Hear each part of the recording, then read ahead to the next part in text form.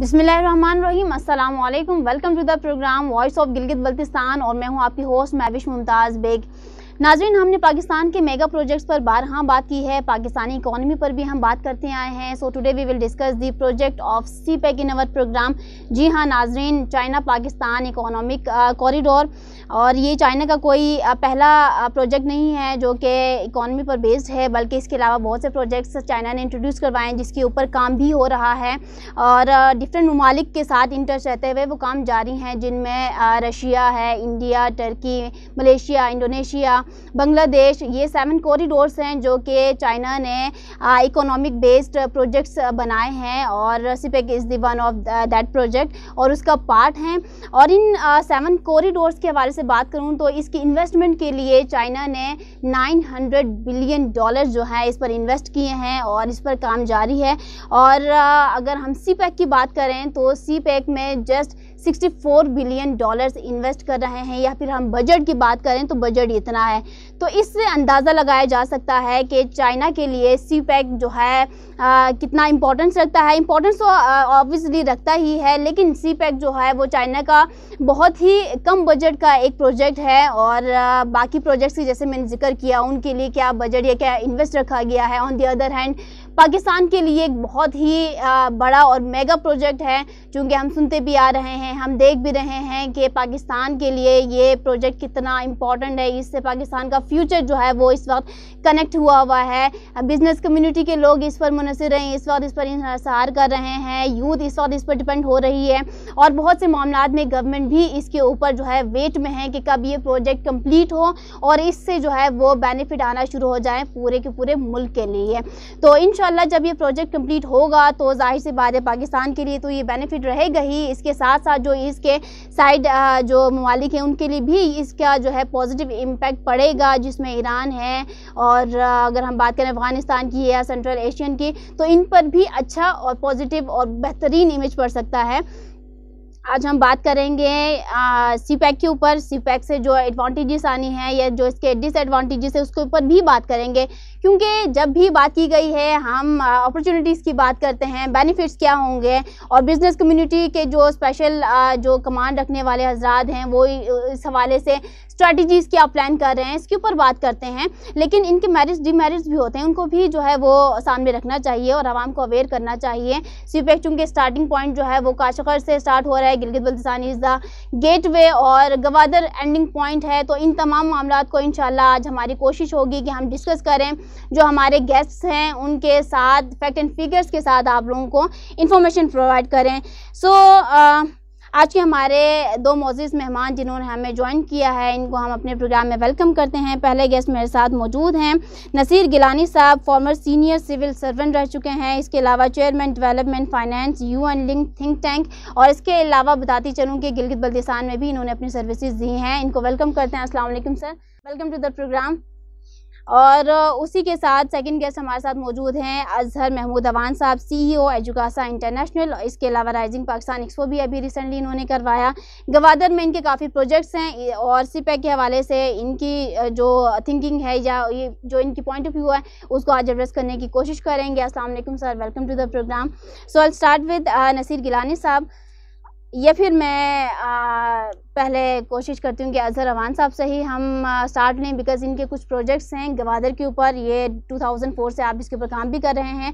तो I want to know about your projects जो कि गवादर में हैं इस वक्त। मुझे ये बताएं कि वो चल रहे हैं, कंप्लीट हुए हैं या इनको अभी आपने करवाना है कंप्लीट, या क्या इसकी फाइनल स्टेज क्या पहुँची है और इसको CPEC से आप कैसे रिलेट कर रहे हैं इस वक्त। बिस्मिल्लाहिर्रहमानिर्रहीम। सबसे पहले तो मैं आपका शुक्रिया अदा करता हूँ कि आपने एक इंतहाई अहम मौजू पर आज का ये प्रोग्राम रखा और उसमें बिज़नेस कम्युनिटी की तरफ से मुझे इज़हार ख्याल करने के लिए आपने टाइम दिया। सबसे पहले मैं इस पे बात करूँगा कि गवादर पाकिस्तान के लिए और CPEC के लिए कितना इम्पोर्टेंट है। गवादर की जो इम्पोर्टेंस है वो इस तरह से समझनी चाहिए कि ये इस रीजन की वाहिद डीप सी पोर्ट है, the only deep sea port in the whole region. ये कोई 15 मीटर इसका गहरा चैनल था, फिर चाइना की इन्वेस्टमेंट से इसको 18 मीटर तक मज़ीद गहरा किया गया। आप ये देखें कि इस खित्ते में जितनी पोर्ट्स हैं कोई भी पोर्ट डीप सी पोर्ट नहीं है, ना कराची है, ना चाबहार है, ना मतलब दुबई, और ये जितनी पोर्ट्स हैं ये सारी डीप सी नहीं है, गवादर डीप सी है, पहली बात। दूसरी बात यह, गवादर की जो लोकेशन है, it is just located at the mouth of Arabian C.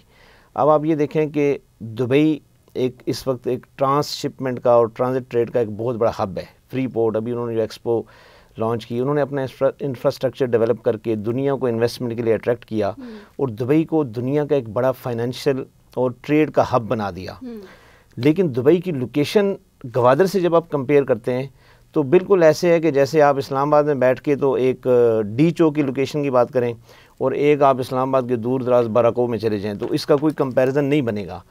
This is the same case with the Gwadar and Dubai location. Gwadar is just at the mouth of Arabian Sea, बिल्कुल फ्रंट पे है और डीप सी है, ठीक है। यहाँ पर आपको जब आप आते हैं तो ना तो किसी फेरी की ज़रूरत है, ना कोई और आपको, जब आप दुबई की तरफ जाएंगे तो आपको पूरी गल्फ़ क्रॉस करके अंदर जाना पड़ेगा, जिसको हम वैसे ज़ुबान में समुद्री गली कहते हैं। तो ये एक टेक्निकल 2-3 चीज़ें बड़ी इंपॉर्टेंट हैं। तीसरा जो गवादर का, और मैं फिर पोर्ट्स का एक कंपैरिजन में बात करूँगा, वो ये है कि Gwadar is by road linked with the most important regions of the world, जिसमें 2 की मैं ज़रूरी बात करना चाहूँगा। एक हमारा सेंट्रल एशिया है और एक चाइना है। सेंट्रल एशिया देखें, आप इसको स्टडी करें, आप तो दुनिया इतनी एडवांसमेंट में जा चुकी है कि सब कुछ, सब नॉलेज जो है आप गूगल करेंगे अवेलेबल है। दुनिया के नेचुरल रिसोर्सेज का 60% के करीब जो नेचुरल रिसोर्स का रिजर्व है वो सेंट्रल एशिया में पड़ा हुआ है। And central Asia is totally land locked, मतलब उसके पास कोई गर्म पानियों की पोर्ट नहीं है और वो लैंड लॉक्ड रीजन है रशिया तक। अच्छा, रशिया जब पहले अफ़गानिस्तान को इन्वेड करना चाह रहा था तो what was the basic reason behind that whole invasion? वो था इसका ड्राई रूट को हासिल करना। हिस्ट्री से हमेशा, तारीख़ को अगर आप मुताला करेंगे तो आपको तजारती शाहराहों पे जंगें मिलेंगी, क्योंकि ये इकोनॉमी की बेस पे जंगें होती हैं।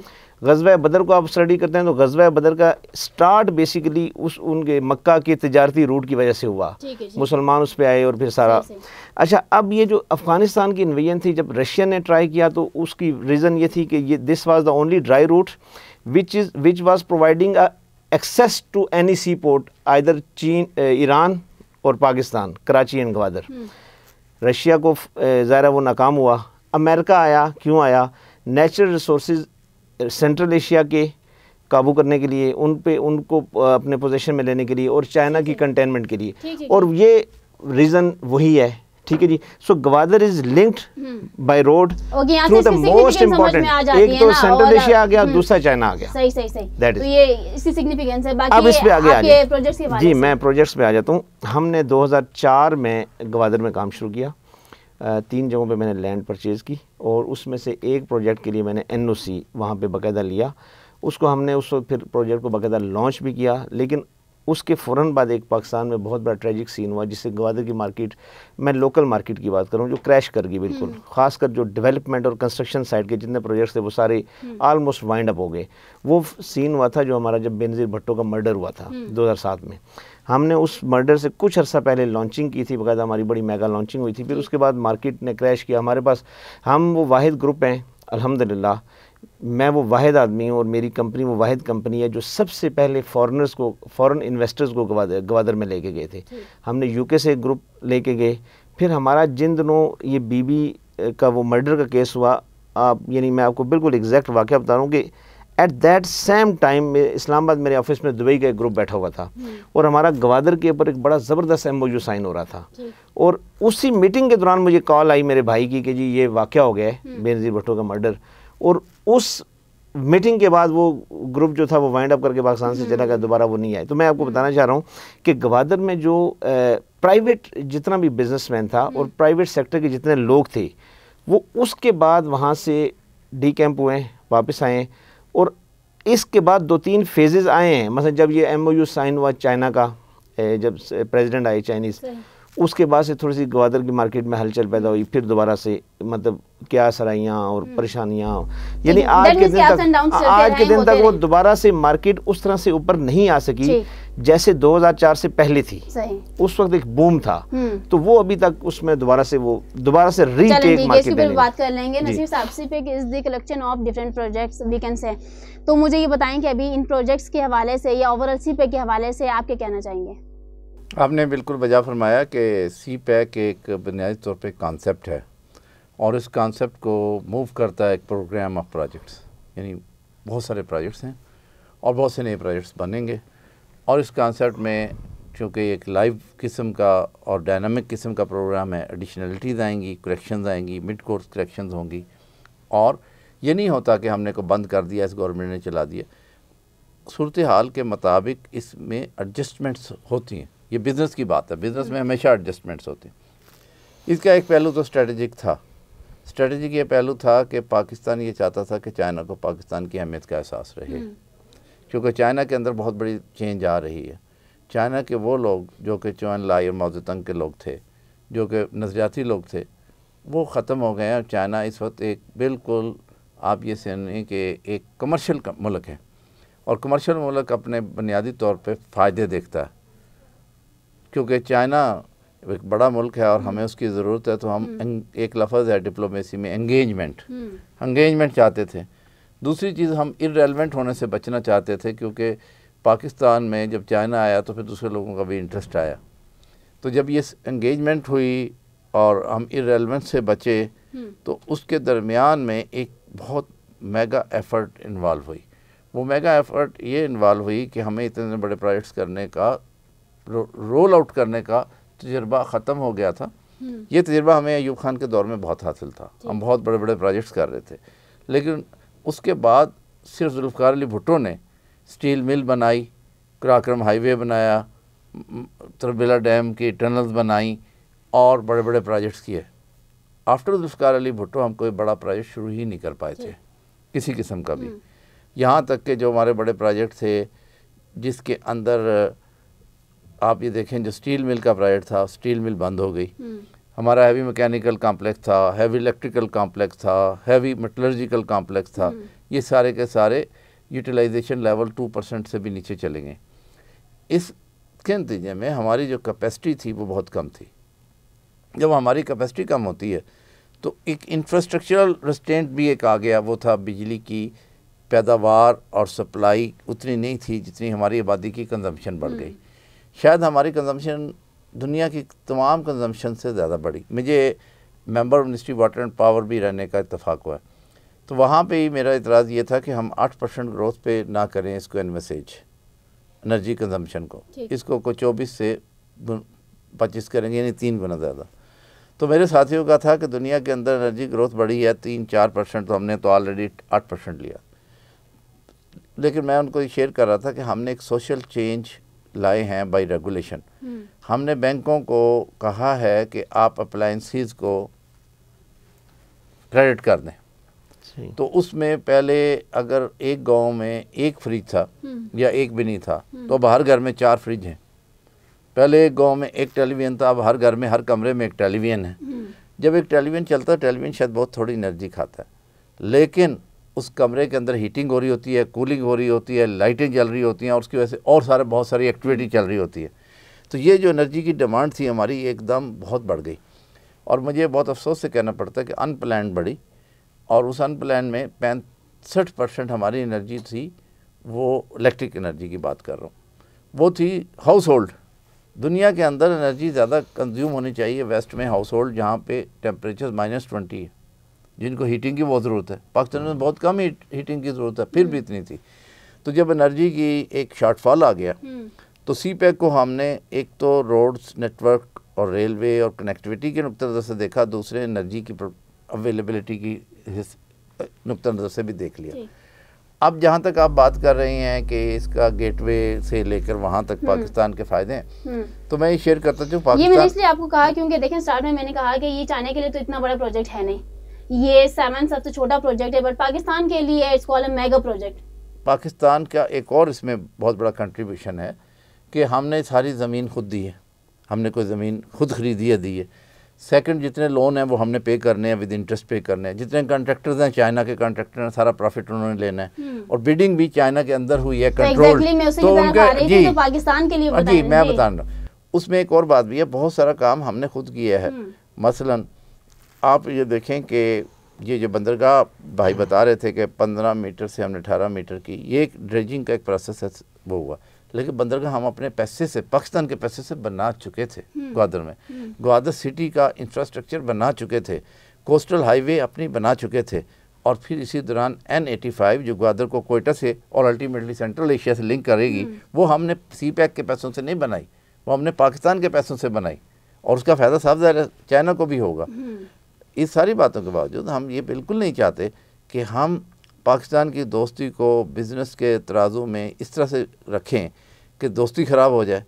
लेकिन एक बात अहम है जो आपने की, और वो सवालात सिर्फ आप नहीं, पाकिस्तान का हर पढ़ा लिखा हमसे पूछ रहा है कि भाई पाकिस्तान में आपने पाकिस्तान को चाइना के पास बेच तो नहीं दिया, ये तो सारे फ़ायदे चाइना के हो गए। इसमें जो इकनॉमिक टीम है उसके अंदर मेरा भी एक क्वेश्चन था कि अगर इस पे चाइना ने एक्सपोर्ट करना है तो हमने चाइना को एक्सपोर्ट करना है, तो हमारे पास एक्सपोर्टेबल सरप्लस क्या है? हमारे पास एक्सपोर्ट करने के लिए कोई चीज़ होनी चाहिए।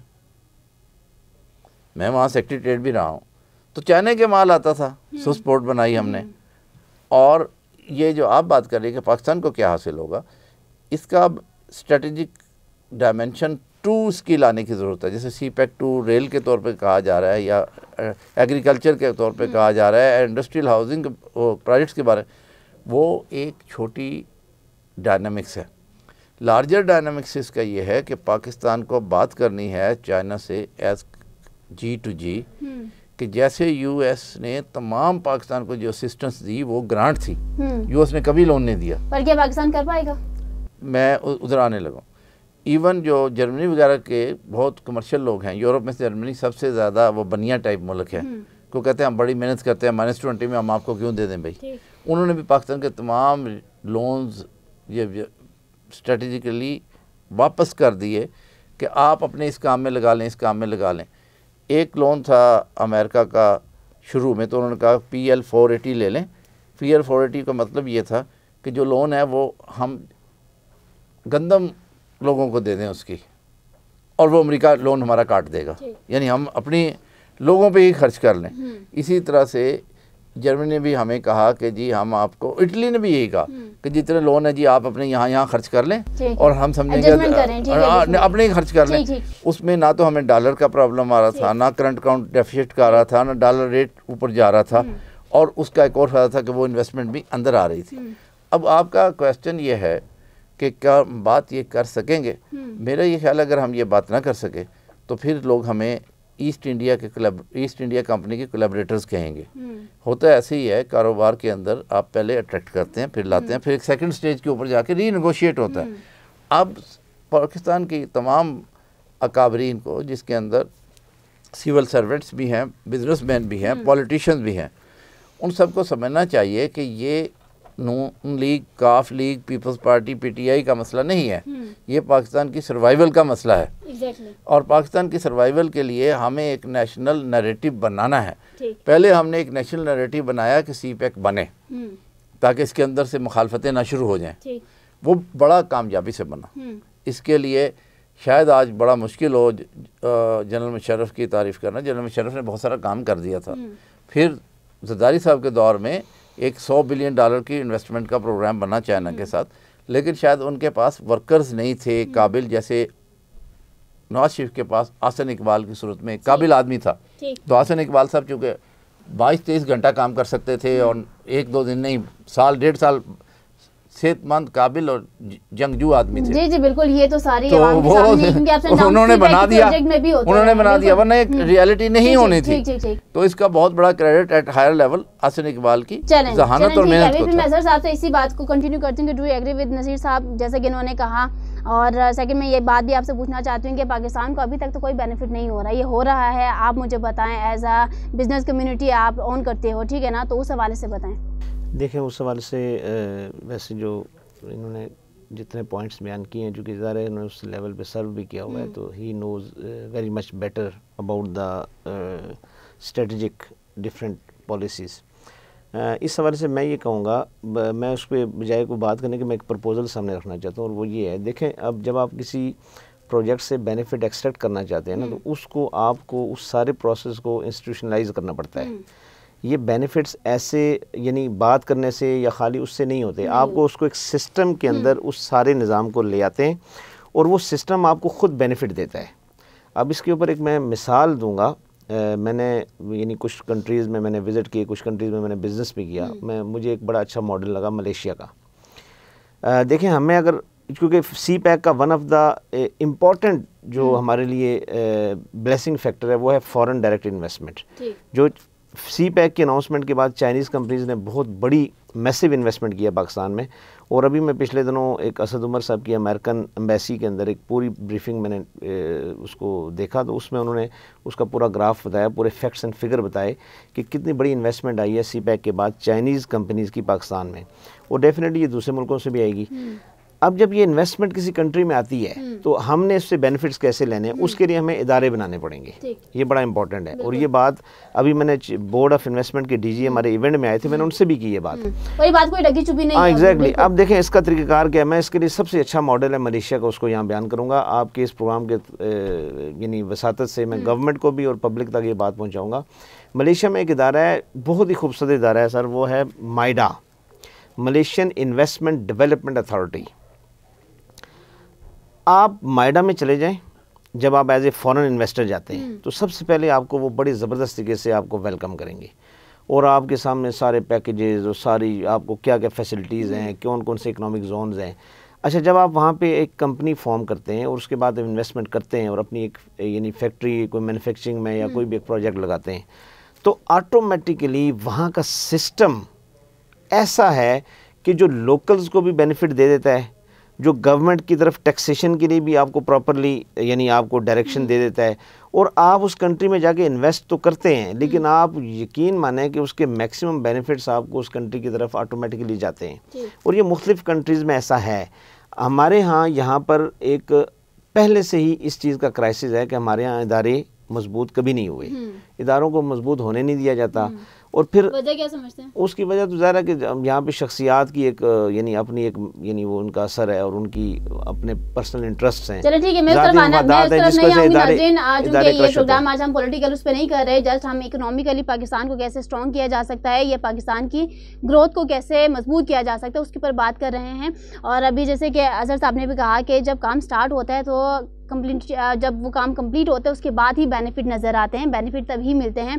और जब हमने बात की इकोनॉमिक एडमिन से या फिर सिस्टम के अंदर जो लोग होते हैं उनसे हमने जब इसके ऊपर बात किया कि भाई अभी तक तो कोई बेनिफिट नज़र नहीं आ रहा, अभी तक तो सारा यहाँ से नुकसानात ही हो रहे हैं, पाकिस्तान को कुछ भी बेनिफिट नहीं, कोई एडवांटेज नहीं मिल रहा।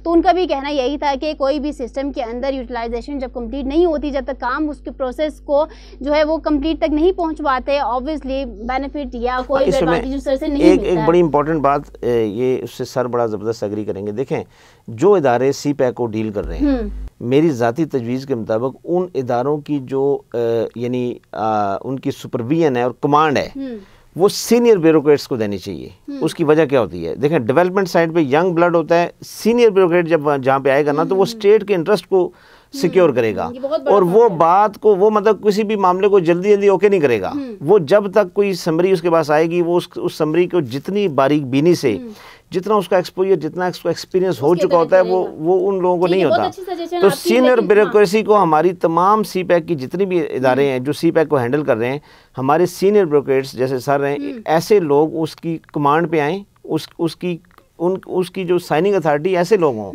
ये लोग कभी भी किसी फॉरेन कंपनी को गैर ज़रूरी बेनिफिट एक्सट्रैक्ट नहीं करने देंगे। और ये लोकल जो हमारी, फिर इसके ऊपर एक पॉलिसी हो। देखें, गवर्नमेंट एक पॉलिसी बनाए, आप अरब कंट्रीज में जाके इन्वेस्टमेंट करें, वहाँ पे आएगा जी अभी कफील है। चीजें तो काफी टाइम पहले होना चाहिए था, ये 2013 से ये प्रोजेक्ट आया है आपके पास, अभी कितना टाइम रह गया? 2021 में तो ये नवंबर में तो कंप्लीट का टाइम दिया था कि इतने टाइम में कंप्लीट हो जाएगा। जी, लेकिन मसला ये है कि देखें, ये तो जो इस्लाह है ना वो किसी स्टेज पे भी बंदे को अगर वो नींद से बेदार हो जाए तो वो भी मैंने एक लफ्ज़ कहा था मिड कोर्स करेक्शंस।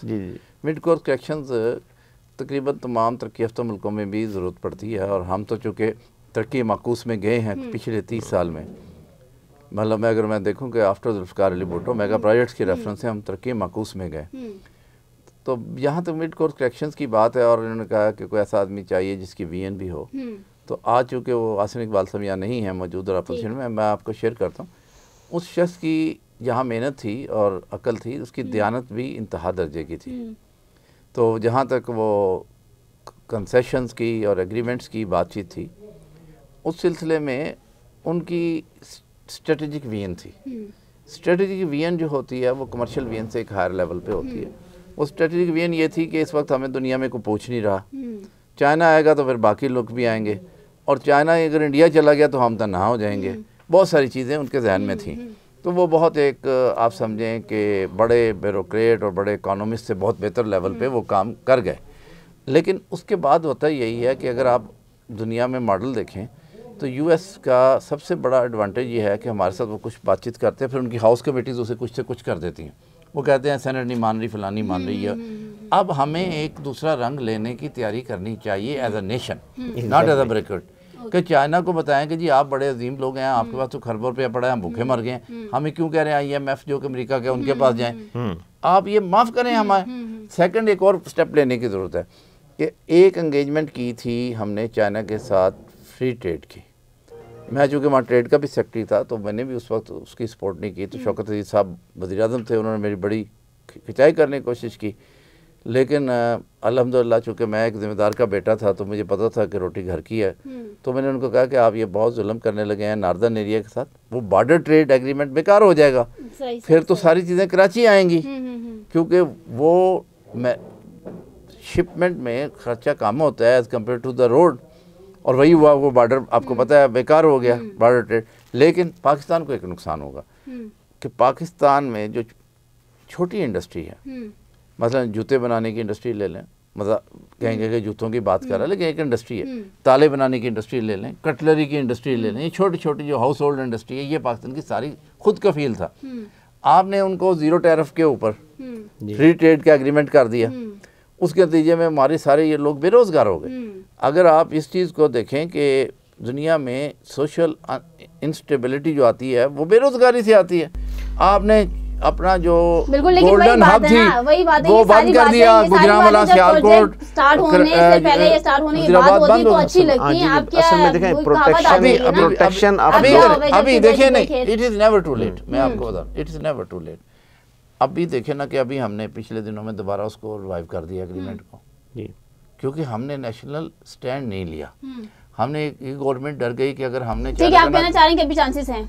नहीं, चांसेस ऑलवेज होते हैं। उसकी वजह है कि हम कोई सोई हुई कौम है, मुर्दा कौम नहीं, क्योंकि ये पर्सन टू पर्सन तो मामला है, ये कोई सोई हुई कौम हो सकते हैं, मुर्दा कौम तो नहीं है। और उसके अंदर बुनियादी बात ऐसे ही है कि ये सारे, इसीलिए मैंने कहा कि एक नेशनल कंसेंसस, अपना नेशनल नैरेटिव बनाना है। जैसे दहशतगर्दी के खिलाफ हम नेशनल नैरेटिव बनाया, हमने CPEC के हक में बनाया, अब CPEC से फ़ायदे लेने का नैरेटिव बनाने की ज़रूरत है। और दूसरा ये जो फ्री ट्रेड एग्रीमेंट है, इसका कॉन्सिक्वेंस क्या है? $17 बिलियन का डेफिसिट है हमें चाइना से इम्पोर्ट एक्सपोर्ट में, और ये वो है जो कि डॉक्यूमेंटेड है, क्योंकि मैं वहाँ सेक्रेटरी ट्रेड भी था और आप वहाँ रहे हैं, आपको पता है जो कंटेनर आता है उसके अंदर माल होता है 10 करोड़ का, डिक्लेयर होता है 1 करोड़ का, क्योंकि चाइना ने एक काम पकड़ा हुआ है। वो कहते हैं चाइना को अगर फ़ायदा है तो दुनिया की हर बेईमानी जायज़ है। जी, यानी अंडर इन्वेस्टिंग होती है बहुत ज़्यादा, अंडर इन्वेस्टिंग हर किस्म की, क्वालिटी की, क्वांटिटी की, प्राइसिंग की। तो चाइना का ये जो नैरेटिव है ना कि चाइना को फ़ायदा तो हर बेईमानी जायज़ है, जिसको अपने दिमाग में हमें रखना चाहिए। तो उसका मुकाबला हम अगर $17 बिलियन डॉक्यूमेंटेड लॉस है तो शायद डबल से भी ज़्यादा लॉस हो रहा है हमें मिनिमम। चलें अभी लॉस की बात करते हैं, तो लॉस की बात आपसे स्टार्ट करते हैं कि एडवांटेजेस चलें बाद में मिलेंगे, उसके लिए आवाम घबराए नहीं, जैसे हमारे PM साहब कहते हैं घबराना नहीं, वेट कर लेंगे, सब्र आ जाएगा। लेकिन अभी जो डिसएडवांटेजेस हो रहे हैं ऑल ओवर हमारे पाकिस्तान मुल्क की बात करें तो उसके ऊपर आप क्या कहना चाहेंगे? और एक बात पॉइंट करूंगी यहाँ पर, चूँकि आपकी मुझे कंप्लेंट भी आई थी रिसेंटली, आप CM गिलगित बल्तिस्तान के पास गए और वहाँ पर जाके आपने कोई अपना ब्रोशर अपने प्रोजेक्ट से दिखाया, तो वहाँ पर गवादर का जिक्र था, गिलगित बल्तिस्तान का नहीं। तो जब मेरा सवाल, मैं आपसे उस शिकायत को एक क्वेश्चन के तहत करना चाह रही हूँ कि जब आप जैसे अच्छे बिजनेसमैन जब गिलगित बल्तिस्तान के एरिया को ऐसे निगलेक्ट कर देंगे, बड़े आसानी से दूध में से मक्खी की तरह बाहर निकाल के फेंकेंगे, तो हम गवर्नमेंट के ऊपर तो हम आ ही नहीं सकते, ऊपर तो हम उनसे बात ही नहीं कर सकते। बिल्कुल, मैं पहले पहला जो पार्ट था उस पर ज़रूर बात करूँगा कि एक जो बात की वो ये थी कि हमारी जो डिसएडवांटेजेस हैं, देखें हमारी protection of locals and protection of local businesses and industries, इस पे गवर्नमेंट को लाजमी भी स्टैंड लेना चाहिए। हमारी वो इंडस्ट्री जो कि हमारी मुख्तलिफ, यानी देखें मैं मिसाल दूंगा कि वज़ीराबाद है हमारा कटलरी के लिए बहुत मशहूर है, सियालकोट है स्पोर्ट्स पे है, फैसलाबाद है हमारा टेक्सटाइल का हब है। अब अगर आप वो फ्री ट्रेड करके उन कंपनीज़ को यहाँ पे ले आएंगे तो ये वाली लोकल कंपनी उनका मुकाबला नहीं कर सकेगी, ये कोलैप्स कर जाएंगे और ये बहुत बड़ा लॉस होगा, बहुत बड़ा। ये एडवांटेजेस से लॉसेस बढ़ जाएंगे, डिसएडवांटेजेस की परसेंटेज बहुत ज़्यादा हाई हो जाएगी इसमें। अच्छा, दूसरी ये यहाँ पे इसकी बहुत ज़रूरत है कि protection of local, protection of state rights, protection of local citizen and protection of local industries, ये बहुत ज़रूरी है और गवर्नमेंट को इस पे बहुत सीरियस मेजर्स लेने चाहिए। ये हमारा बड़ा पुरजोर मुतालबा है गवर्नमेंट से, आपके इस चैनल के थ्रू मैं कर रहा हूँ। दूसरी बात आपने की जो जीबी, वो बेसिकली देखें उसमें मैं उसको कहूँगा कि वो एक प्रिंटिंग मिस्टेक थी, वो प्रिंटिंग से मिस हुआ। मैं आपको इसकी अब इसका सबूत देता हूँ। मैंने जब अपना बिज़नेस चाइना से, मैंने एक यानी 2004, 3, 4, 5 में मैं चाइना से मेरी ट्रेड का बिज़नेस था, तो अल्हम्दुलिल्लाह मेरा ऑफिस इस्लामाबाद में था और मेरा दूसरा ऑफिस जो है ना वो गिलगित में था। उस वक्त मेरे वहाँ के लोकल एक मेरे पार्टनर थे, वो वहाँ उस ऑफिस को देखा करते थे। तो हमने अल्हम्दुलिल्लाह अपने बिजनेस के आगाज़ में जीबी को लिया। ग्वादर तो हम बाद में गए, पहले हम जीबी गए। एग्जैक्टली। और दूसरी बात ये देखें कि हमने जो अभी रिसेंटली इवेंट किया है राइजिंग पाकिस्तान, जिसमें हमने लोकल टैलेंट को अवार्ड्स दिए और जिसमें हमने लोकल इंडस्ट्रीज़ को बड़ा प्रमोट किया और उनके ऊपर, अच्छा, उसमें हमने क्या किया कि हमने जीबी से अल्हम्दुलिल्लाह एक बड़ी अच्छी क्वांटम लिया है और माशाल्लाह इस प्रोग्राम में मैं आपको भी मुबारकबाद देता हूँ कि हमारी ज्यूरी ने यंग एंकर्स में से आपको अवार्ड के लिए नामजद किया और आपको वो माशाल्लाह अवार्ड मिला। उसके लिए आप इस लाइव मुझसे मुबारकबाद भी वसूल कर रहे हैं। और दूसरी बात ये है कि देखें हमने जीबी से बहुत अच्छी तादाद ली जिनको हमने अवार्ड्स दिए, और दूसरी बात कि सीएम साहब के पास मैं खुद चल के गया, तो मैंने उनसे कहा सर कि आपके जीबी से बच्चे हैं, यंग टैलेंट है जिसको हम अवार्ड दे रहे हैं, तो आप लाजमी तशरीफ़ लाएं। वो एक हमारे ब्रोशर के अंदर बहुत अच्छा response, he was very welcoming and he assured his presence in the event. लेकिन लेटर ऑन को उनकी मीटिंग थी, वो एंड टाइम पे उनकी मदद आ गई थी। बहरहाल उससे हमें शिकवा नहीं, उन्होंने बड़ा अच्छा वेलकम किया, बहुत अच्छा ट्रीट किया है। और हमारे साथ एक बेग साहब थे, मुमताज़ बेग साहब, उनका भी शुक्रिया अदा करूँगा इस लाइव शो में कि उन्होंने हमें उस सारे प्रोसेस में बड़ा फैसिलिटेट किया। तीसरी बात यह है कि हमने देखें उन जीबी को हमने फिर यहाँ पर अपने इवेंट में भी बड़ा अच्छा एक जो साइजेबल जो उनका पोर्शन बनता था अल्हम्दुलिल्लाह वो सारा उसमें एड्रेस किया। ठीक हो, ये it was just a printing mistake आप कहना चाहते हैं। नज़ीर साहब से मैं चूँकि बड़ा इसके ऊपर थोड़ा सा आराम से भी बात करना चाहूँगी। गिलगित बल्तिस्तान सेंसिटिव एरिया है, हम सब मानते हैं इस चीज़ को, लेकिन बारहा सीपैक के ज़रिए से सीपैक का जब नाम आता है, जब जिक्र निकलता है, गिलगित बल्तिस्तान निगलेक्शन का शिकार हो रहा है। एग्री करेंगे, डिसएग्री? मेरा ये ख्याल है कि ये निगलेक्ट होने की बात जहाँ तक है, वो बहुत बड़ी ज़िम्मेदारी खुद गिलगित बल्तिस्तान की एडमिनिस्ट्रेशन और पॉलिटिकल लोगों पे थी, लीडरशिप पे थी। उसके अंदर प्राइमरीली मेरे दो कंसर्न रहे। एक तो ये कंसर्न था कि हमने बहुत सारा इंफ्रास्ट्रक्चर बनाया इसी नुक्ता नज़र से इससे पहले, और फिर जो रोड्स पे इन्वेस्टमेंट हुई है फ्राम इस्लामाबाद टू हरीपुर, ये एशियन डेवलपमेंट बैंक के ज़रिए हुई, यानी पाकिस्तान का लोन है, सीपैक में ऐड हो गया। इसी तरह से हमने चाइना से सीपैक से पहले अपना पीपल्स पार्टी के दौर में एक एग्रीमेंट किया था रोड रिहेबिलिटेशन का, वो किया। इसी तरह से हम स्कर्दू गिलगित रोड जो है उसको अपने पैसे से चाइना का एक अलग से सीपैक के अलावा काम कर रहे हैं या अपना काम कर रहे हैं। लेकिन जहाँ मिसिंग है वो एलिमेंट है, मेरा ये ख्याल है कि गिलगित तरक्की नहीं कर सकता जब तक हम उसको अर्बनाइजेशन पे नहीं लेके जाते। ठीक। मैंने वहाँ कोई 7-8 मिनिस्ट्रियों का मैं सेक्रेटरी रहा। ठीक। तो ये वहाँ पे सेटलमेंट्स हैं, कोई 50 आदमी की है, कोई 700 आदमी की है, कोई 200 आदमी की है। तो वहाँ स्कूल बनाया जा सकता है लेकिन टीचर नहीं दिया जा सकता। वहाँ का स्कूल का उस गांव का बच्चा भी वहाँ पढ़ाना नहीं चाहता पढ़ के, वो गिलगित शहर आएगा या कराची जाएगा या पिंडी जाएगा। इसी तरह से वहाँ अस्पताल बनाया जा सकता है, डॉक्टर नहीं दिया जा सकता। वो उसमें स्कोप नहीं देखते। नहीं, स्कोप के अलावा ह्यूमन नेचर है कि वो उसको ज़्यादा सब्ज इलाका नजर आता है, इस्लामाबाद या कराची या इवन गिलगित, और लोग वहाँ रहते हैं अपने इलाके को, मतलब खुद ही मैं आपको एक बात शेयर करता हूँ। एक आदमी जो कि यासीन में रहता है उसके लिए गिलगित आना भी उतना ही दुश्वार है जितना पिंडी आना है या कराची जाना है, क्योंकि वहाँ तक आने तक उसकी जेब भी खाली हो जाती है और थक भी जाता है इतने रोड्स के नेटवर्क की वजह से। हमें गिलगित की तरक्की का अगर कोई सलूशन है तो वो सिटी सेंटर्स बनाने। जब तक गिलगित में हम अर्बन सेंटर्स नहीं डेवलप करेंगे और सर ये अर्बन सेंटर्स कौन डेवलप करेगा, क्या समझते हैं? मैं बताने लगा, वो जो अर्बन सेंटर्स बनाने हैं वो मेरा ख्याल है कि CPEC का एक एलिमेंट ऐड होना चाहिए अर्बन सेंटर्स का। गिलगित के अंदर 4-5 अर्बन सेंटर्स बनने चाहिए और 4-5 मेजर हाउसिंग्स बननी चाहिए। मैं आपको बताता हूँ कि टैलेंट होता है लोगों के अंदर, बाहर का आदमी आके टैलेंट नहीं ला सकता। मतलब आप ये देखें कि मैं जिस शहर से ताल्लुक़ रखता हूँ सियालकोट से, सियालकोट के लोग टैलेंटेड हैं तो जर्मनी में बड़े कामयाब हैं, तो अमेरिका में भी कामयाब हैं, पाकिस्तान सारे में कामयाब हैं। लेकिन सियालकोट में चूँकि हाउसिंग बेहतर नहीं बनाई सियालकोट के लोगों ने, एयरपोर्ट बनाया खुद, हॉस्पिटल बनाया खुद गवर्नमेंट के पैसे के बगैर, एयरलाइन बनाई खुद, सड़कें बनाई खुद, एक्सपोर्ट कर रहे हैं सबसे ज़्यादा, लेकिन उनका आधे से ज़्यादा टैलेंट कहीं दूसरी दुनिया में पड़ा हुआ है। लेकिन GB का 90% टैलेंट GB से बाहर पड़ा हुआ है। जो भी आदमी शाइन करता है ज़रा सा भी, वो इससे ग्रेविटी फोर्सेस नहीं है कि उसे रोक सकें। उसको वहाँ पे अगर बाइंड करना है, लोगों के साथ रखना है, तो आपको वहाँ एक अच्छी हाउसिंग देना है। सही ये देगा कौन? जी मैं बताने लगा, अच्छी हाउसिंग कभी भी गवर्नमेंट नहीं दे सकती। मैं आपको बताऊँ, आप ये F14 के देख लें, F15 के देख लें, 35-35 साल से पढ़े हैं, अच्छी हाउसिंग कौन दे सकता है? मैंने एक बात की थी तो शायद उसको बहुत तहकीर अमेज़ अंदाज में ना देखा गया मेरे ज़ाती ताल्लुक़ में मिनिस्टर्स में, लेकिन उसको छोड़ दिया। और उसके 5 साल के बाद मोदी ने प्रोग्राम दिया 10 बिग सिटीज़ वाला। हमें प्राइवेट सेक्टर को अगर मैं देखूं कि गिलगित को करना है तो मुझे ये कहना है कि ये आपके दरिया के पार्क वाला सारा इलाका जो है, मलिक रियाज पैसे कमाता है, क्या करता है मैं कुछ नहीं कहना चाहता, बैरिया एक अच्छी लिविंग है, हमें मानना चाहिए, बैरिया को देना चाहिए अलॉकेट, उसमें कोई बेनिफिट्स उसको होंगे, होने दें। आज उसके कहते हैं चोर है जी, फलान है जी, काम ही नहीं करने देना, तो फिर चोर चोर करते रहो तो काम किसने करना है? आप बैरिया को कहना है जनाब एक अच्छी हाउसिंग बनाएं जिसमें आप भी जाकर वहाँ घर बनाएं, मैं भी वहाँ जाके घर बनाऊँ, बाहर के लोग भी आएँ, ठीक है ना, बजाय इसमें कि वहाँ से माइनस हो रहा है प्लस हो। कराची का भी कोई बिजनेसमैन जाकर रहेगा तो वहाँ बिजनेस करेगा ना, रहने की जगह ही नहीं है।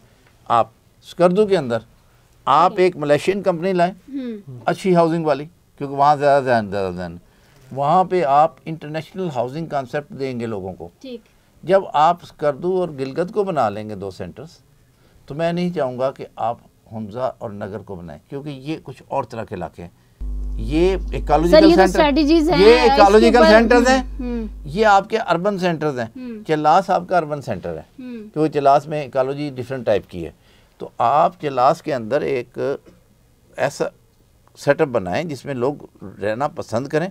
हाँ, वहाँ पे रहने वालों की सब्सिस्टेंस के लिए आपको फिर जो इंडस्ट्री चाहिए जिसमें वो काम करें, तो वो मैंने एक पॉलिसी बनाई थी। मैं सेक्रेटरी IT भी था, तो मैंने सबसे पहले पाकिस्तान की IT पॉलिसी पे काम किया हुआ था 2010 से प्रोग्राम में 98 में।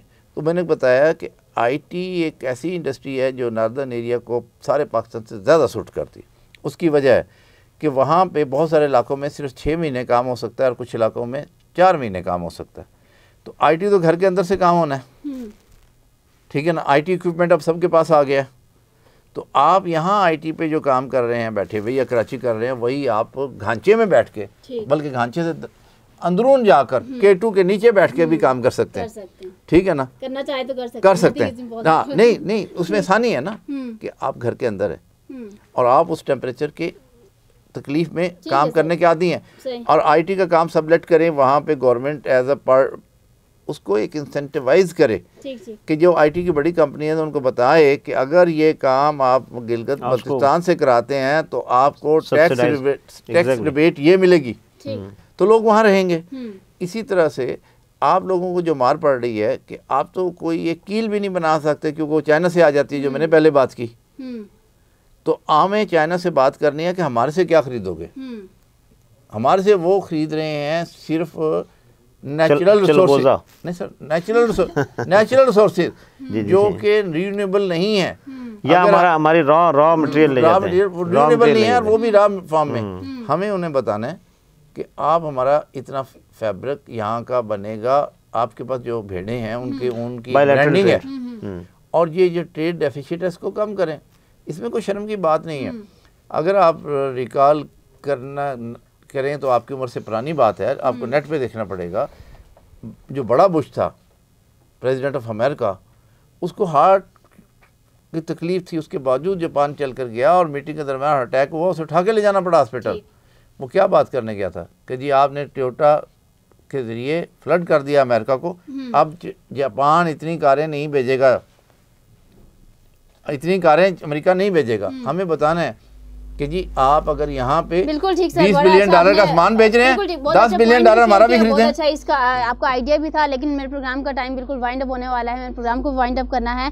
लास्ट में सिर्फ एक क्वेश्चन मैं अजहर साहब से करना चाहूँगी, प्लीज़ आंसर बड़ा क्विकली दीजिएगा, क्योंकि बहुत ज़्यादा इस CPEC के ऊपर, चूँकि पहले भी बहुत ज़्यादा कंट्रोवर्शियल इसको बनाने की कोशिश की गई, लेकिन अल्हम्दुलिल्लाह काम स्टार्ट होता गया। अभी चूँकि अगर हम न्यूज़पेपर की बात करें और वेब डेस्क की बात करें, पब्लिश किए जा रहे हैं कि ये प्रोजेक्ट जो है ना स्टॉप किया जा रहा है, इसके ऊपर काम नहीं होगा, कंप्लीट नहीं होगा, तो ये क्या है? ये जस्ट मिसकंसेप्शन है लोगों के बीच में, अफवाहें फैला रहे हैं? मेरे ख्याल इसमें मोर देन 70% अफवाहसाजी है टोटल। हाँ, इसको मतलब कंट्रोवर्शियल बनाने के लिए इसके ऊपर स्टेट टू स्टेट एग्रीमेंट्स हैं, गारंटीज हैं। काम हमने तो फिजिकली, मैंने तो बहुत सारे एरियाज का खुद विजिट किया, मैसिव काम हो रहा है और काम अल्हम्दुलिल्लाह जारी है। और CPEC will be the game changer for the whole region and for the Pakistan. Last में आप कुछ कहना चाहेंगे CPEC को? जो मैं आपकी बात से एक इत्तेफाक करता हूँ, होता यही है कि जो आपने कहा था कि जब नेगोशिएशंस होती हैं तो you have to be hard because you are watching the interest of future generations.